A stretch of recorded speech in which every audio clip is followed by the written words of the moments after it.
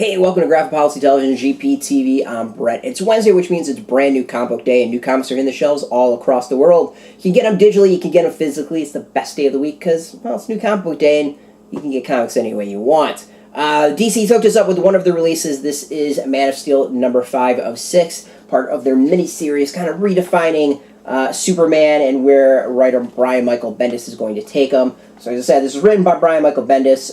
It's also Adam Hughes, Jason Fabok is art. Adam Hughes and Alex Sinclair also do the art. Josh Reed does the letters. Ivan Reis, Joe Prado, Sinclair did the cover. Jessica Chen's the associate editor. Michael Cotton's the editor. Brian Cunningham is the group editor. So far, this miniseries has kind of been hit and miss for me. Rogol basically has been an interesting villain. It's just kind of been one-sided in that he's like Doomsday Light in some weird ways. And we saw last issue, him and Superman were battling it out. Superman needed to get him out of Metropolis, and this is where we kind of deal with the fallout of that. The story itself didn't necessarily impress me. Things are playing out. Superman, obviously gets the crap beat out of him. This is really not that hard to figure out as far as story goes. No spoilers on that one. Where it gets interesting, though, is where Bendis, how he presents the story. The things that I find actually really intriguing about it is there's a narrative going on that's not through dialogue. This is the thought process of Superman. It was something that started in the last issue, I believe. I think it was the last issue, that I really, really enjoyed. This was Superman going through his thought process, trying to figure out who this villain is, what he wants, and that continues here, and I think that's probably the strongest thing of the story. The narrative is very unique, really interesting, and definitely stands out. That's not something we really see a lot in comics, and it's not done through thought bubbles. It's the straight-up boxes and just the normal narrative boxes that we would see. And doing it that way, I think, is really interesting. Presents it... I don't really know how to describe it. It doesn't present it as necessarily a story you read, but kind of like someone's journal that you're kind of reading through with pictures. There's the latter half of the story is good. It kind of builds up to the final issue, which is coming, and where he kind of figures out what the final game plan is. But it's an interesting comic.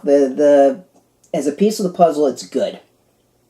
The overall story, I think, is stronger than any individual issue so far. But it's not getting me super excited for Superman. I think the stuff that was being done before with Tomasi and Gleason and all them, and I think Zurcher, definitely Tomasi and Gleason, all of them was really more interesting Superman and Superman Action Comics than anything presented here. It's not bad. And Bendis does a really solid job at presenting Superman the character, but there's an excitement somehow missing. There's an energy about it or a pacing that's just very different, and it's kind of, I won't say boring, but definitely just there's an excitement about it that's not quite there. What Bendis has done, though, that I think is good, is that he has kind of leveled the playing field. I feel like this is a villain who really is Superman's equal. And it's not some goofy thing like Toymaster or I don't even know some of the other... none of the real villains for Superman stand out. That's part of the reason I've never been a huge Superman fan. Lex Luthor is obviously the biggest one. I love Lex. But Toyman, all those guys, it's goofy stuff. This, though, feels kind of like a Zod-level villain, where he can actually do some damage against Superman. There's concern from the Justice League. They're called in to help, and at least try to figure out what the hell's going on. And this whole arson thing keeps on playing out, which I'm really kind of intrigued where it's going. But overall, I think that the narrative and where this issue is the strongest is the focus on Superman's thought process, and also him going through his head as to what it means of what this villain has done and what he's destroyed. He's done the City of Kandor, has just destroyed it. So what does that mean to him, to Superman and Supergirl?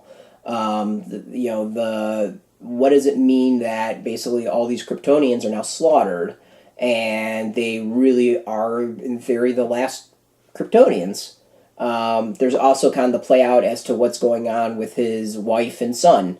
That plays out a little bit further. It feels a little bit rushed, and it isn't going where I thought it was currently, but it's interesting in some ways, and I'm kind of fascinated to see where that goes. Yeah, I mean, it's a good issue. It's not one that blows me away. Let's go with that. Overall, I think this is going to be one to read and trade. That's probably the best way of putting it. I think overall this is going to be a comic to read and trade. The art is interesting too. You get some really solid art like this. Like, that's really cool art. That's got some cool aspects to it. And then, as I said, it switches the combo. And then you get this style, which is so different that it's jarring. And it's not the art that's different, it's the coloring, or whatever. I guess it would be the coloring? No, hold on. Yeah, I guess it would be the colors, maybe? Or no, it's the artist. It is the artist. So it's Adam Hughes and did the beginning. Alright, now I got it. So Adam Hughes does the beginning. That's good. And then Jason Fabok and Alex Sinclair do that second part. And the difference between the two is so jarring to me. I was reading it weird. The difference is so jarring, it's noticeable, and I think it took me out of the latter half of it. I don't know why they split it up. I wish they kind of made... I would have even accepted them delaying it to try to at least have one artist, but the switch is a little off. So, yeah, this is a weird one. If you've been reading it so far, obviously get it. If you haven't read the miniseries at all, I would wait for trade. I think it's a much stronger read in the trade. In the trade, I have a feeling I will have no doubt, no reservations, all recommending the trade. But it's single issues. It just hasn't quite sparked for me, if that makes sense. It's weird to say, but I think the whole is going to be better than each individual piece. I want to thank DC for hooking us up with this. This one is kind of a meh for me, in that middle, and obviously we like to be transparent as to what we get for free. You can go get this in comic book shops. You can go and use the link beneath this video. I'll tell you if a shop's near you. If there's no shop, there's no problem. We got affiliate links. They are affiliate links, so we do get a small percentage. Want to thank you for watching, and thank you, DC, for the support. If you are into DC, Superman, comics in general, you can check us out every single day at graphicpolicy.com. We're on Twitter, Facebook, YouTube, Tumblr, all at Graphic Policy. Until next time, keep reading those comics, and keep it geeky.